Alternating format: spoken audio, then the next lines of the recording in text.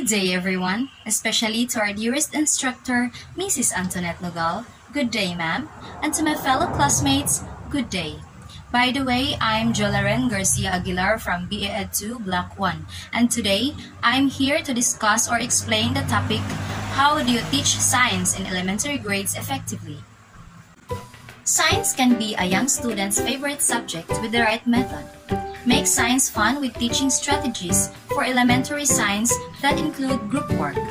Students in elementary grades are naturally curious with an inclination to explore using all their senses.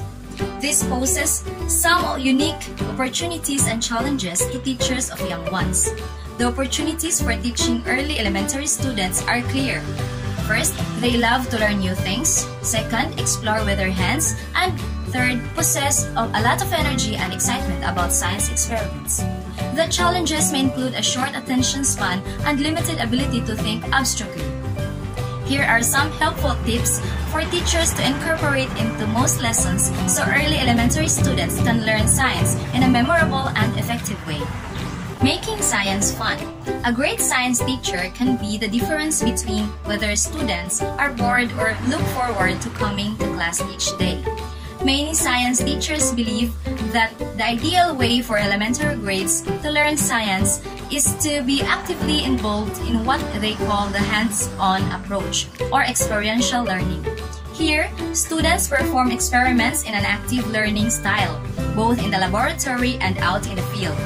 Students should also be encouraged to observe and to communicate with the teacher and fellow classmates. These types of learning can supplement passive learning, in which the teacher lectures while the students sit and take notes. The world is becoming increasingly technological and science-oriented, and inquiry science allows children to enhance their problem-solving skills. In addition to encouraging students to conduct science experiments, it's also beneficial to get students to be curious and ask as many questions or inquire as possible. This has the added benefit of creating an interaction between you and the students as opposed to you just lecturing them while they sit there, possibly allowing their minds to wander. Group work. In the real world, scientists sometimes work alone, but often they work side by side and in groups with co-workers. Therefore, it is tantamount importance that elementary students are taught the skills of group work early on. These concepts include cooperative learning. Students are placed together usually in small groups and must work in unison to achieve their goals. Thus, the success of the group will determine the success of the individual. This can be beneficial because a student may learn from another student, but can be detrimental because a student may be penalized for another student's less than average performance. Gallery walks. Various stations are set up around the room or hallways, and groups take turns switching between the stations. Groups can even post comments, and then groups can post replies or arguments to the contrary. Finally, the students can meet back up as one big group and debate the findings as the teacher plays the role of moderator. Jigsaws. Students prepare assignments that are related to one another, but while working in separate groups. Once again, the students meet up as one big group and put together the pieces of the scientific puzzle. Give visual examples whenever possible. Don't just tell students that the earth rotates and revolves around the sun. Instead, act it out or show it with objects. Have a student sit on the floor to be the sun and another student spin in circles, slowly, while walking around the student on the floor. Or use objects such as an orange and a beach ball to demonstrate the earth and the sun. Do experiments that allow students to taste, smell, and touch. Early elementary learners will remember a lesson more clearly if they used all their senses to explore the subject matter. When learning about seeds, give students a variety of seeds that they can feel, smell, or even taste. Note, never give anything but products sold specifically as food to students to taste. Explain science vocabulary. Students may be confused by many long words, but they would love to learn one or two new words.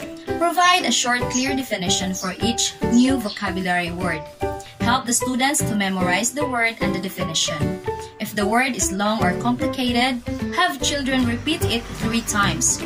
Try saying the word with the students very slowly, at regular speed, and very fast. Or try saying the word in a whisper, in a normal voice, and in a loud voice.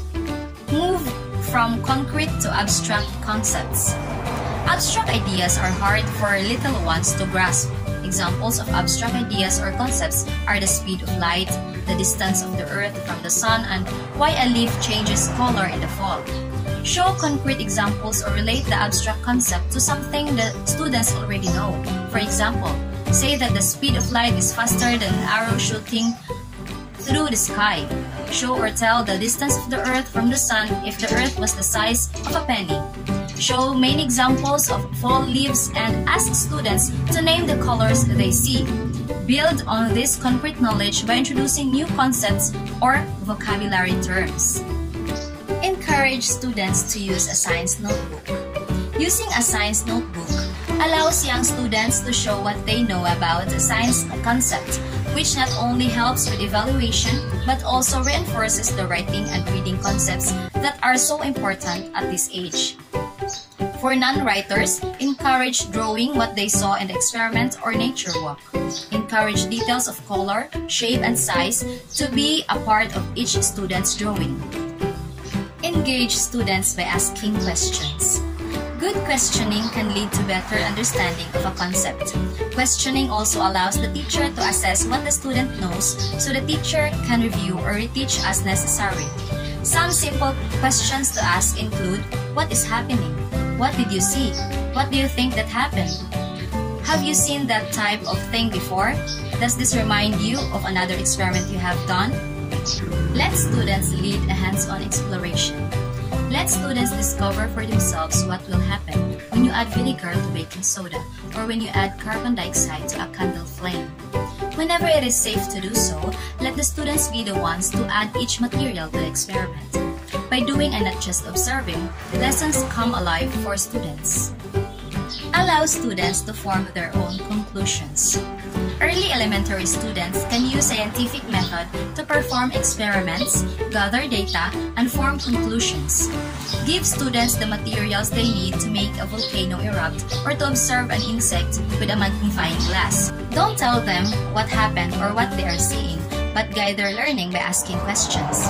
How many legs does that insect have?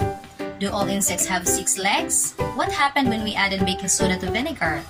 Do you think that would happen again if we added more vinegar? Tell students they are scientists. Just because they are young doesn't mean early elementary students cannot do real science. If you are studying birds, explain that a scientist who studies birds is called an ornithologist. Today, they will be ornithologists. Allowing young students to feel like scientists is important in promoting a lifelong interest in science. It also opens the door to the possibility of pursuing a career in a scientific field. That's all. Thank you. I hope you learned something from my discussion. Have a good day and God bless everyone.